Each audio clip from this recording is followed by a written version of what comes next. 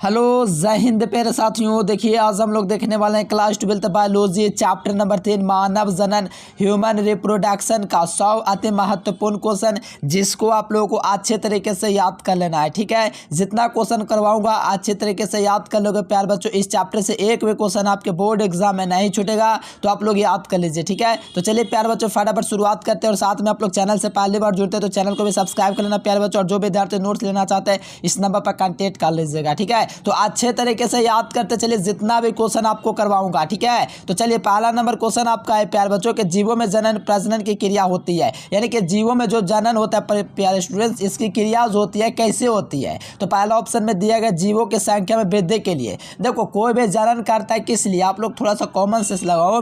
कोई भी जीव है अगर वो प्रजनन करना चाह रहा है यानी कि वो जीवों की संख्या वृद्धि करना चाहता है, यानी कि फर्स्ट का सही जवाब ये होगा। और आगे पढ़ेगा तो पृथ्वी पर जीवन के निरंतर बनाए रखने के लिए। हाँ, ये भी सही है कि पृथ्वी की अगर अपना अस्तित्व कायम रखना है, जैसे डायनासोर ये सब देखिए विलुप्त हो गया क्योंकि वैसा उसका पर्यावरण नहीं मिला। हम लोग को तो पर्यावरण मिल रहा है जीने के लिए, तो हम लोग को क्या है कि जनन करते रहना, अपने पीढ़ी को बनाए रखना है, अपने जाति के जीवों को बनाए रखना है। जैसे इंसान है तो अपना जाति बनाए रखना है। अगर मान लीजिए डॉग है तो डॉग अपना जाति बनाए हुआ है। मान लीजिए हाथी है तो हाथी अपना जो होता है क्या बोलते हैं पेरिश अपने जाति को बनाए हुए है। उसी प्रकार इंसानों को है कि जनन करना चाहिए। जनन करने से ये सारे लाभ हो गए हम लोग को। हमारा पहले बात तो संख्या वृद्धि होगी, हमारा जाति बने रहेगा। जाति का मतलब इंसान जाति, वो होता है जानवर जाति, तो सबका अलग अलग जाति। तो उसी प्रकार यहाँ पर सभी ऑप्शन सही जवाब होगा। ठीक है, चलिए अगला क्वेश्चन देखिए। सेकंड नंबर क्वेश्चन प्यारे बच्चों के नर में वृषण कोष स्थित रहता है।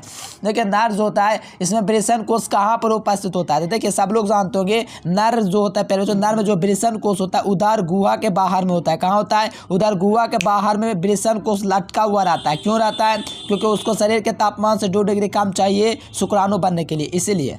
अगला क्वेश्चन देखिएगा 3 नंबर क्वेश्चन में कि नर में पाया जाने वाला प्रमुख जनन अंग कौन है। देखिए जो नर जो होता है प्यारे बच्चों, एक नर होता है एक मादा होता है। ठीक है, जो नर में जो पाए जाने वाला जो प्रजनन अंग मुख्य जो होता है वो वृषण होता है। वही महिलाओं में क्या होता है, यानी कि नारियों में, यानी कि नारी में क्या होता है तो उसमें अंडाशय जो होता है वो मुख्य अंग जनन अंग होता है। लेकिन यहाँ पर आपको ध्यान में रखना नर में जो मुख्य जनन होगा वो आपका वृषण होगा। ठीक है, वृषण के द्वारा ही जनन होता है। ठीक है, तो सही जवाब क्या हो जाएगा? B number. अगला क्वेश्चन देखिएगा प्यारे बच्चों, शुक्राणुओं के मध्य भाग में जो होता है क्या पाया जाता है। देखिए मान लीजिए कोई शुक्राणु है तो शुक्राणु के मध्य भाग में क्या पाया जाता है, तो इसके मध्य भाग में माइटोकॉन्ड्रिया पाया जाता है। क्या पाया जाता है?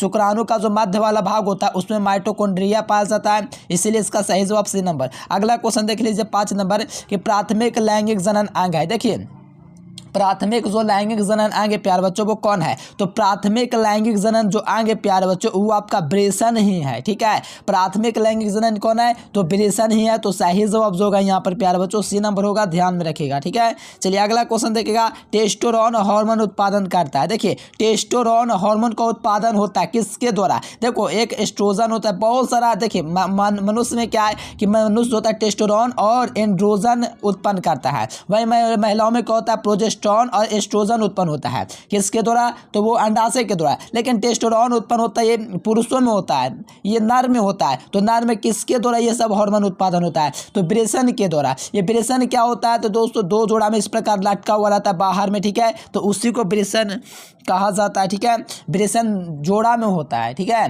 तो इस बात को थोड़ा ध्यान में रखिएगा। राइट आंसर बी नंबर होगा। टेस्टोस्टेरोन हार्मोन का उत्पादन उसी से होता है, उसी में जो होता है गुण आता है जिसके कारण वो कि ये क्या प्यारे बच्चों। ठीक है, तो राइट आंसर क्या होना चाहिए? बी नंबर होना चाहिए। ठीक है, थोड़ा समझिए वृषण द्वारा। ठीक है, समझ के पढ़ेगा ना तो याद रहेगा, रट्टा मारेगा ना तो भूल जाएगा, कंफ्यूज कर जाएगा। इसीलिए देखिए 7 नंबर में नर एवं मादा युग्मक के संयोजन को क्या कहते हैं। देखिए नर और मादा, मान लीजिए नर और मादा जो संयोजन करेगा तो इससे क्या होगा, नर से आपका क्या आता है, नर से आपका आता है शुक्राणु। ठीक है, और मादा से क्या होता है अंडाणु। ये शुक्राणु और अंडाणु मिलकर क्या बनेगा, निषेचन करेगा। निषेचन करेगा तो द्विगुणित बनाएगा, और द्विगुणित का मतलब होता है दोगुना। नर का शुक्राणु और मादा का अंडाणु मिलकर द्विगुणित बनाता है। और द्विगुणित जो होता है प्यारे बच्चों युग्मज होता है। क्या होता है? युग्मज होता है, यानी कि नर और मादा युग्मक के संयोजन से क्या बनता है तो युग्मज बनता है प्यारे बच्चों, यानी कि ये द्विगुणित होता है निषेचन के दौरान। ठीक है, तो सही जवाब डी नंबर। अगला क्वेश्चन देखिए कॉपर ग्रंथि उपस्थित होता है। देखिए कॉपर जो ग्रंथि होता है वो कहाँ पे होता है, तो कॉपर ग्रंथि जो होता है प्यारे बच्चों नर में पाया जाता है। देखिए और एक और ग्रंथि होता है, क्या बोलते हैं ये क्या ग्रंथि होता है, जो अगर गल जाए तो उसको रोग भयंकर हो जाता है, ठीक है। तो कॉपर ग्रंथि जो होता है ये नर में होता है, ध्यान में रखिएगा, ऑप्शन नंबर ए। अगला क्वेश्चन देखिए, अगला क्वेश्चन है कि द्वितीयक लैंगिक लक्षण द्वारा होता है। देखिए द्वितीयक लैंगिक लक्षण द्वारा क्या होता है, तो ध्यान में रखिए नर और मादा के बीच अंतर प्रकट होता है, ठीक है। तो सही जवाब बी नंबर होगा। अगला क्वेश्चन देखिएगा प्रोस्टेट, हाँ यही बात कर रहा था प्रोस्टेट ग्रंथि की। प्रोस्टेट ग्रंथि से उत्पन्न होता है। तो देखिए प्रोस्टेट जो ग्रंथि होता है, जो हमारा जो होता है प्यारे बच्चों, जैसे कि नर की बात करें तो उसका पेशाब का जो रास्ता होता है और वीर्य का जो रास्ता होता है, ठीक है। तो उसका जो रास्ता रहता है, मान लीजिए प्यारे बच्चों, जो वीर्य का रास्ता और यहाँ पर शुक्राणु का जो रास्ता होता है ना, और मूत्र का एक ये होता है। तो वो इसको नियंत्रित करने वाला कौन होता है, यहाँ पर एक नियंत्रित करता है ग्रंथि, उसका नाम होता है क्या, प्रोस्टेट ग्रंथि। और ये प्रोस्टेट ग्रंथि क्या उत्पन्न करता है ये पूछा जा रहा है। तो ये प्रोस्टेट ग्रंथि ना एक प्रकार का द्रव उत्पन्न करता है। क्या उत्पन्न करता है, जैसे कि आप लोग देखोगे कभी या नहीं भी देखोगे, सर्च कीजिएगा तो आपको मिल जाएगा इंटरनेट पे, ठीक है।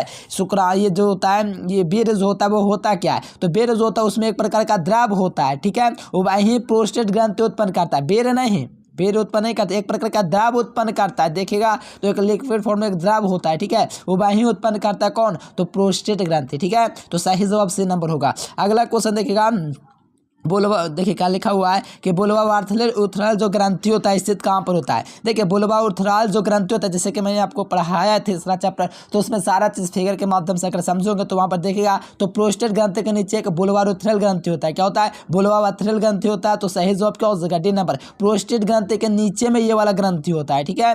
तो ध्यान रखिएगा। अगला क्वेश्चन देखिएगा, शुक्राणुओं के परिपक्वन कहाँ होते हैं, कि शुक्राणु होता है वो मैच्योर कहाँ पर होता है। तो मैंने शुरू से बताया कि शुक्राणु जो होता है ना मैच्योर आपका आधे वृषण में होता है। कहाँ पे होता है, आधे वृषण में जो होता है शुक्राणु क्या होता है, मैच्योर हो जाते हैं, इनके पूरे तरह से परिपक्व हो जाता है। कहाँ पे, आधे वृषण में। तो ध्यान में रखिएगा, राइट आंसर क्या होगा, सी नंबर। अगला देखिएगा, लिंग कोशिकाएं उपस्थित होती हैं। जो लिंग कोशिकाएं जो होती है कहाँ पे उपस्थित होती है, तो हमेशा याद रखना शुक्रजनक नलिकाओं में उपस्थित होता है कौन, तो लिंग कोशिकाएं, ठीक है। यहाँ पर थोड़ा ध्यान में रखिएगा, बहुत महत्वपूर्ण क्वेश्चन है, ऑप्शन नंबर ए। अगला क्वेश्चन देखिएगा यहाँ पर 14 नंबर क्वेश्चन, कि शुक्रजनक नलिका में पाए जाने वाले पोषक कोशिकाओं को क्या कहते हैं। तो इसमें पाए जाने वाले पोषक जो कोशिकाएं होते हैं इसको हम लोग बोलते हैं सर्टोली कोशिका। क्या कहते हैं भाई, सर्टोली कोशिका। ध्यान रखना, शुक्रजनक नलिका में पाए जाने वाले पोषक कोशिकाओं को हम लोग कहते हैं सर्टोली कोशिका, ऑप्शन नंबर ए। अगला देखिए 15 नंबर क्वेश्चन, मनुष्य में गर्भावधि काल कहलाता है। देखिए मनुष्य जो होता है इसमें गर्भावधि का जो काल कहलाता है वो क्या कहलाता है, तो इसमें गर्भावधि का जो काल कहलाता है, गर्भावधि 9 महीने होता है, ठीक है। तो 9 महीना में सोचिए, जैसे कि आपको पता है कि एक महीना में 4 गो हफ्ता होता है, तो 9 चक्का 36, तो मनुष्य में गर्भावधि के लिए 36 हफ्ता होता है। अगला देखिएगा 16 नंबर क्वेश्चन के, प्राइमरी स्पर्मेटोसाइट में बनने वाले शुक्राणुओं की संख्या कितना होता है, तो इसकी संख्या 4 होता है। तो राइट आंसर बी नंबर। अगला देखिए, अंडाशय का आंतरिक भाग, यानी कि अंडाशय जो होता है उसका आंतरिक जो भाग होता है, आंतरिक भाग, उसको बोला जाता है एस्ट्रोमा। क्या कहा जाता है, एस्ट्रोमा। जो शुक्राणु, ये अंडाणु जो होता है उसका आंतरिक वाला भाग क्या कहलाता है, एस्ट्रोमा। अगला देख लीजिए, अगला क्वेश्चन है कि प्रत्येक मासिक चक्र के दौरान अंडोत्सर्जन होता है। तो प्रत्येक मासिक चक्र के दौरान अंडोत्सर्जन जो होता है ये प्यार बच्चों कहाँ पे होता है, ठीक है। तो प्रत्येक मासिक चक्र के दौरान अंडोत्सर्जन होता है, एक अंडाणु का होता है, ठीक है। एक अंडाणु यहाँ से शुक्राणु के खोज में चलता है, अगर नहीं मिलता है तो क्या एक हाइमेन ग्रंथि, हाइमेन होता है, उसके माध्यम से बाहर निकल जाता है खून के रूप में, ठीक है। तो मासिक चक्र के दौरान एक अंडाणु का उत्सर्जन होता है। ध्यान में रखें, ये नहीं कि हजारों के संख्या में तो हजारों करेगा, नहीं, एक ही मासिक चक्र जो होता है अंडाणु उत्सर्जन करता है, ठीक है। ये बात याद रखना, एक ही को काफी है, ठीक है। ये नहीं कि हजारों को आएगा, नहीं, एक ही काफी है। अगला देख लीजिए, अंडाशय में अंडाणुओं का निर्माण होता है। देखिए अंडाशय में, अंडाशय तो आप लोग सब लोग जानते होंगे नारी का क्या है, मुख्य जननांग है। तो अंडाणुओं का निर्माण ये कहाँ पे होता है, अंडाशय तो आप लोग जानते हो, लेकिन अंडाणुओं का निर्माण होता है, बताओ क्वेश्चन का आंसर, ठीक है। तो अंड जनन द्वारा होता है, किसके द्वारा होता है, अंडाशय में अंडाणुओं का निर्माण अंड जनन द्वारा होता है। तो सही जवाब बी नंबर। अगला क्वेश्चन देखिए, अंडाणुओं का निर्माण होता है। तो अंडाणुओं का जो निर्माण होगा मेरे प्यारे लाल वो कहाँ पे होगा, तो जनन एपिथेलियम में होगा। तो right answer option number B. अगला क्वेश्चन देखिएगा, अंडाशय से अंडाणु बाहर निकालने की क्रिया को क्या कहते हैं? तो अंडाशय से अंडाशय बाहर निकालने की क्रिया को हम लोग कहते हैं अंडोत्सर्जन। क्या कहते हैं? अंडोत्सर्जन। यानी कि अंडाशय से अंडाणु बाहर निकालने की क्रिया को अंडोत्सर्जन कहते हैं। अगला क्वेश्चन देखिए, निम्नलिखित में से कौन अल्पकालिक अंतःस्रावी ग्रंथि का कार्य करता है? तो अल्पकालिक जो अंतःस्रावी ग्रंथि का जो काम करता है वो कौन करता है? ठीक है, तो ये आपका कॉपर ल्यूटियम करता है। तो राइट आंसर यहाँ पर डी नंबर ध्यान में रखिएगा। ठीक है, जो अल्पकालिक अंतःस्रावी ग्रंथि का जो कार्य करता है वो कॉपर ल्यूटियम करता है। अगला, गर्भाशय के भीतरी स्तर क्या कहलाता है? देखिए, गर्भाशय जैसे कि आप लोग जानते हो गर्भाशय में शिशु का निर्माण होता है, तो वहाँ पर उसका आंतरिक वाला जो भाग कहलाता है उसको हम लोग बोलते हैं एंडोमेट्रियम। क्या कहते हैं? एंडोमेट्रियम। अगला क्वेश्चन, अंडोत्सर्जन की क्रिया किसके प्रभाव से रुकती है? यानी कि अंडोत्सर्जन को अगर रोकना है तो कौन सा प्रभाव जो होता है उपयुक्त होता है? तो एलएच हार्मोन जो होता है, ल्यूटिनाइजिंग हार्मोन, ये जो होता है अंडोत्सर्जन की क्रिया को रोक देता है। देखिए यहाँ पर माना प्लेसेंटा होती है। देखिए माना प्लेसेंटा जो होते हैं वो क्या होती है? तो माना प्लेसेंटा जो होते हैं हिमोकोरियल होती है। ठीक है, ये ध्यान रखना, बहुत बार परीक्षा में आया, जिससे हम लोग क्या बोलते हैं? अपरा। ठीक है, अपरा हिंदी में। प्लेसेंटा के द्वारा क्या होता है? तो देखो इसी को अपरा कहा जाता है। अपरा का काम होता है कि माँ का जो भ्रूण होता है उसको रक्त को पोषण देना। देख लो कहाँ पर है, नहीं हो ये वाला होगा। ठीक है, भ्रूण माँ के रक्त से पोषण प्रदान करता है प्लेसेंटा अपरा। अगला क्वेश्चन देखिएगा। ठीक है, गैमेट निर्माण को क्या कहते हैं? तो गैमेटोजेनेसिस कहते हैं, या युग्म निर्माण को युग्मक जनन कहते हैं। ठीक है, ऑप्शन ए। अगला देखिएगा, पूर्ण विकसित जंतु में सभी संरचनाएं विकसित होती है। देखिए पूर्ण विकसित जंतु में सभी संरचनाएं विकसित होती है, किसके द्वारा होती है ये बता दीजिए प्यारे बच्चों। ठीक है, तो जनन स्तरों के द्वारा होती है। तो राइट आंसर यहाँ पर डी नंबर होगा, याद रखिएगा। ठीक है, बहुत महत्वपूर्ण क्वेश्चन है। अगला क्वेश्चन देखिएगा, स्तनपायी जीवों में भ्रूण के लिए एलेंटाइस जो होता है किसमें सहायक होती है? यानी कि एलेंटोटोइस जो होता है किसमें सहायक होता है, ये हमसे पूछा जा रहा है। ठीक है, तो यहाँ पर आपको ध्यान रखना है पोषण के लिए। ठीक है, पोषण के लिए right answer D number. Graafian फुटिका, ये देखो कितना आसान है। ग्राफियन फुटिका कहाँ पे पाया जाएगा? तो सर बच्चे को पता है ग्राफियन फुटिका स्तनधारियों के अंडाशय यानी कि स्थानीय तो उसके अंडाशय में ग्राफियन पुटिका होता है। मैंने बहुत बढ़िया से अंडाशय का नामांकित के चित्र का, उसको आप लोग थोड़ा देख लीजिएगा। गैस्ट्रुलेशन वह प्रक्रिया जिसमें होता है, गैस्ट्रुलेशन वह प्रक्रिया है जिसमें क्या होता है? तो ये आपका कोशिका जो कोशिकीय गतियाँ होती है। तो सही जवाब सी नंबर। अगला देखिएगा यहाँ पर 32 नंबर क्वेश्चन, स्थानीयों में निषेचन की क्रिया कहाँ संपन्न होती है? इनके स्थानीयों में जो निषेचन की जो क्रिया संपन्न होती है कहाँ पे होती है? तो फैलोपियन नली में होती है। कहाँ पे होती है? फैलोपियन नली में होता है। यहाँ पर निषेचन की क्रिया संपन्न होती है। देखिए जनन अंग विकसित होता है किसके दौरान? जनन अंग किसके दौरान विकसित होते हैं? तो जनन अंग जो होता है मेरे प्यारे बच्चों मेसोडर्म के द्वारा विकसित होते हैं। ठीक है, तो याद रखिएगा। अगला क्वेश्चन देखिएगा 34 नंबर क्वेश्चन, भ्रूण के आंतरिक कोशिका में पाए जाने वाले विशेष प्रकार की कोशिकाएं कहलाती है। तो ये विशेष प्रकार के जो कोशिकाएं होते हैं जो भ्रूण के आंतरिक कोशिका में पाए जाते हैं, इन कोशिकाओं को हम लोग और क्या नाम से जानते हैं? तो स्टेम सेल के नाम से जानता है। देखिए जो विद्यार्थी चैनल को सब्सक्राइब नहीं किया फटाफट से कर लीजिए, और जो विद्यार्थी नोट्स नहीं ले इस नंबर पर कॉन्टैक्ट करके ऑल सब्जेक्ट का ले लीजिएगा, व्हाट्सएप पर मिलेगा। देखिए फर्टिलाइजिंग प्रोटीन पाया जाता है, ये बहुत महत्वपूर्ण है। ठीक है, इसको VVI कर लीजिए, एग्जाम के लिए बहुत महत्वपूर्ण। देखिए ये फर्टिलाइजिंग जो प्रोटीन पाया जाता है शुक्राणुओं की सतह पे पाया जाता है। कहाँ पे? शुक्राणुओं की सतह पे नेत्र लेंस बना होता है। तो आप लोगों को पता होना चाहिए प्यारे बच्चों, नेत्र लेंस जो बना होता है एक्टोडर्म से बना होता है। किससे? एक्टोडर्म से। तो right answer option number A.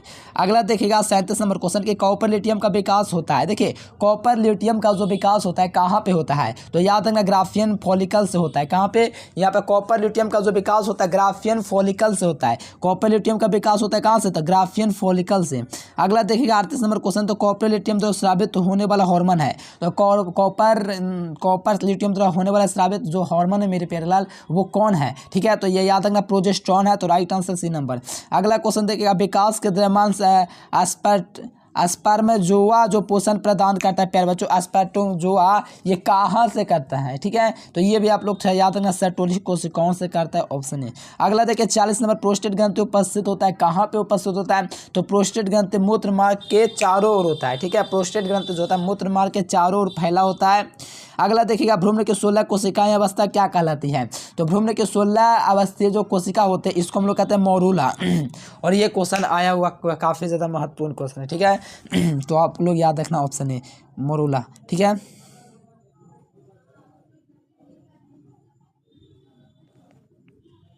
चलिए चलिए अगला आ जाइए। अगला क्वेश्चन 42 नंबर, मानव में मासिक चक्र को नियंत्रित करने वाला हार्मोन कौन होता है? यानी कि मानव जो होता है उसमें अगर मासिक चक्र होता है मादा में, तो उसके लिए जो हार्मोन होता है वो कौन जो होता है, थोड़ा जो होता है नियंत्रित करता है। ठीक है, तो नियंत्रित करने वाला जो होता है एस्ट्रोजन भी होता है, एफएसएच होता है, फिर और यहाँ पर एलएच हार्मोन भी होता है। यानी कि उपयुक्त सभी जो है ये सब आपका नियंत्रित करता है। स्त्रियों के द्वितीयक लैंगिक लक्षणों को नियंत्रित करता है। तो स्त्रियों के द्वितीयक लैंगिक लक्षणों को नियंत्रित कौन करता है? तो यहाँ पर आपको याद रखना एस्ट्रोजन करता है। ठीक है, राइट आंसर सी नंबर। यहाँ पर देखिए 44 नंबर, स्थानियों के वृषण उदर गुहा के बाहर वृषण कोष में पाए जाते हैं, जिससे हम लोग क्या कहते हैं? तो इसको हम लोग क्या कहते हैं प्यारे स्टूडेंट्स? तो याद रखना शुक्र जनन के लिए पाया जाता है। किस लिए उधर गुआ के ऊपर? आप लोग थोड़ा सोचो, उधर गुआ का क्यों बाहर में लटकाया जाता है? भगवान ने ऐसा क्यों किया? क्योंकि उनको चाहिए शुक्राणु का निर्माण, और शरीर से 2 डिग्री टेम्परेचर कम होना चाहिए तभी शुक्राणु का निर्माण होगा, इसलिए बाहर में लटका रहता है। ऐसा सोचिए ना मेरे प्यारे बच्चों, लाखों करोड़ वर्ष पहले ऐसे हम लोगों जैसा बहुत सारे जीव होंगे, लेकिन उनका जो होता है शुक्राणु पेट में निर्माण होता होगा, इस कारण से वो विलुप्त हो गए होंगे। हमसे बहुत बड़े बड़े इंसान भी होंगे, हम लोग बच गए क्योंकि हम लोग पर्यावरण के अनुकूल थे। 7वां चैप्टर बायोलॉजी पढ़ोगे तो आपको पता चलेगा हम लोग क्यों जीवित हैं। ठीक है, अगला क्वेश्चन देखिए 45 नंबर, कि मासिक चक्र किस दरम्यान होता है? ठीक है, किस दौरान होता है? तो 14वें से 15वें दिन मासिक चक्र होता है भाई। तो देखो यहाँ पर 14वें से 15वें दिन कहीं पर नहीं दिया गया है। अच्छा 14वें से 15वें, अच्छा 14वें दिन होता है, तो 14वें से 15वें जाओ कि इसको मारो, अरे 12वें से 14वें ही मारो। ठीक है, तो राइट आंसर बी नंबर। देखो स्त्रियों को राज्यवृत्तिक उम्र, देखो स्त्रियों में जो राज्यवृत्तिक की जो उम्र होती है वो लगभग में 50 वर्ष तक जाती है। ठीक है, अगला देखिए, मनुष्य का निषेचित अंडुओं का विभाजन क्या कहलाता है? मनुष्यों में निषेचित अंडाणुओं का जो विभाजन होता है क्या कहलाता है? तो इसको हम लोग बोलते हैं अंडे, जब अंडा फैलोपियन नली में होता है। ठीक है, अगला क्वेश्चन देखिएगा यहाँ पर प्यारे बच्चों 48 नंबर के, मासिक चक्र के दौरान आरंभित होने वाला दोस्तों जो हार्मोन है वो हार्मोन कौन है? ठीक है, तो ये एफएसएच है, एस्ट्रोजन है और प्रोजेस्टेरोन है।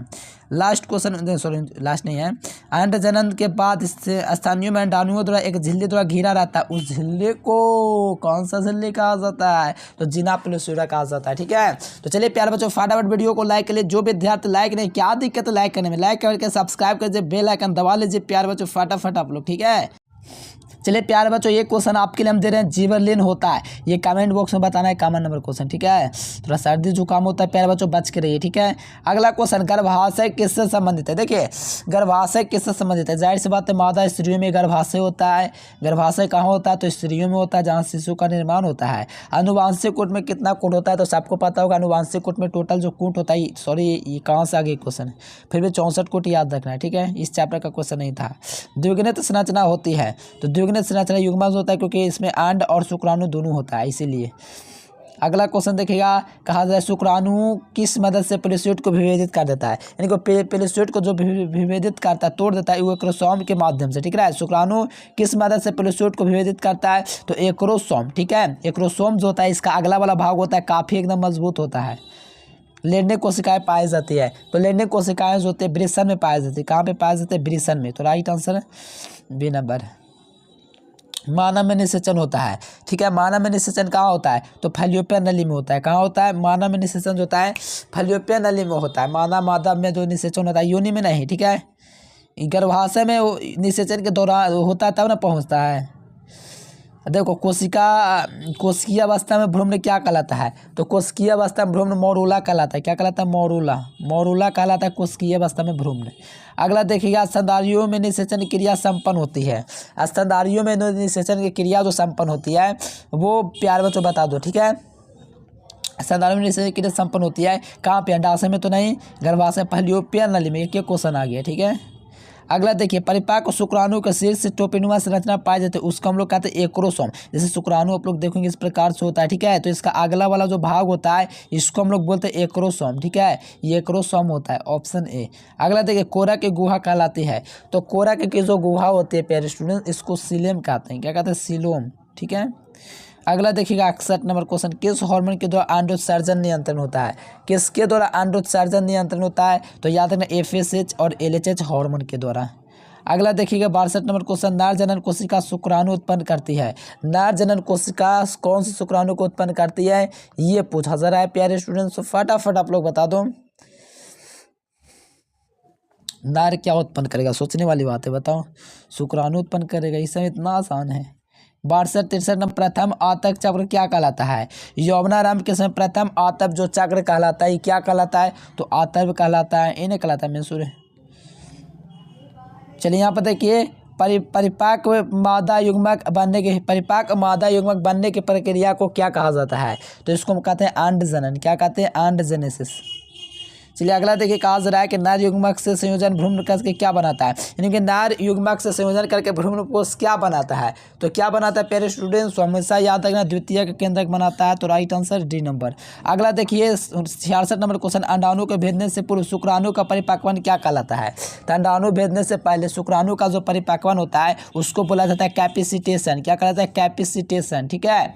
चलिए अगला क्वेश्चन देखिए, फैलियोपियन नलिका का अंडाशय से निकासतम वाला भाग क्या कहलाता है? तो इसके निकासतम भाग को हम लोग क्या कहते हैं? तो वायु कोष्ठिका कहते हैं। क्या कहते हैं? वायु कोष्ठिका। अगला देखिए 68 नंबर क्वेश्चन, मानव में गर्भकाल जो होता है आपको पता है कि 9 महीने का होता है, हर बच्चा को पता होगा। ठीक है। एक महिला जो पूरे चक्र में 400 अंडों को उत्पन्न करती है, सबको पता है। नर हार्मोन्स की उत्पत्ति सबको पता है मेरे प्यारे लाल, वृषण से होती है। कहाँ से होती है? वृषण से होती है। अगला क्वेश्चन है कि निम्नलिखित में से कौन द्विगुणित संरचना होते हैं? शुक्राणु एक गुणित होता है, अंडाणु एक गुणित, ये आपका द्विगुणित होता है, ये आपका त्रिगुणित होता है, ये द्विगुणित होता है। ठीक है। तो राइट आंसर द्विगुणित ऑप्शन बी होगा, सी होगा, युग्मनज। अगला देखिए, एक्रोसोम किसका संभाग होता है? तो मानव शुक्राणु का जो सिर होता है उसका भाग होता है। किसका भाग होता है? मानव शुक्राणु का ऊपर वाला भाग कहलाता है। 74 नंबर, कॉपर लिथियम द्वारा स्रावित होने वाला जो हार्मोन होता है वो आपका प्रोजेस्टेरोन होता है। अगला देखिएगा 75 नंबर, गैमेट निर्माण को गैमेटोजेनेसिस कहते हैं। ऑप्शन नंबर ए होगा। 76-77 नंबर क्वेश्चन है कि इनमें से कौन तकनीक पात्रनिषेचन के अंतर्गत नहीं है? तो ये जो है मेरे प्यारे बच्चों, आंतकोशिका भ्रूण शुक्राणु निक्षेपण ये तो है, अंतःगर ये भी है, भ्रूण ये आपका नहीं है। ठीक है। थोड़ा इसको बारे में अच्छा से पढ़ा देंगे हम आपको। ठीक है। शुक्राणु किसके मदद से, ये तो मैं शुरू से बतला रहा हूँ मेरे प्यारे लाल, किसके माध्यम से बताओ भेद सकता है? ठीक है। तो एक्रोसोम के माध्यम से पेलिस्यूट को विभेदित कर सकता है, तोड़ फोड़ कर सकता है। किस जनन पर से परिवहन तथा उद्भव हुआ? तो मेसोडर्म, ऑप्शन सी। ठीक है। पूर्ण विकसित जंतुओं से सभी संरचनाएं विकसित होती है, तो इसको हम लोग कहते हैं जनन। ठीक है। क्या कहते हैं? जनन स्तरों के द्वारा। ठीक है। चलिए, स्तनपायु में जीवो भ्रूण के एल्टरनेंस किसकी सहायता करता है? पेरिस लास्ट क्वेश्चन है कि ठीक है, मेरे को बहुत ज़्यादा सर्दी हो रहा है। ठीक है। ठीक है। तो राइट आंसर डी नंबर हो जाएगा। ठीक है। चलिए प्यारे बच्चों, फटाफट वीडियो को लाइक कर लेंगे, चैनल को भी सब्सक्राइब करके बेल नोटिफिकेशन कर लेंगे, और नोट से ही प्यारे बच्चों इस नंबर पर कांटेक्ट करके ऑल सब्जेक्ट का ले लीजिएगा। 101% हर साल लगता है, हर साल का प्रूफ दिखा देंगे। ठीक है। Thanks for watching this video. जय हिंद, वंदे मातरम।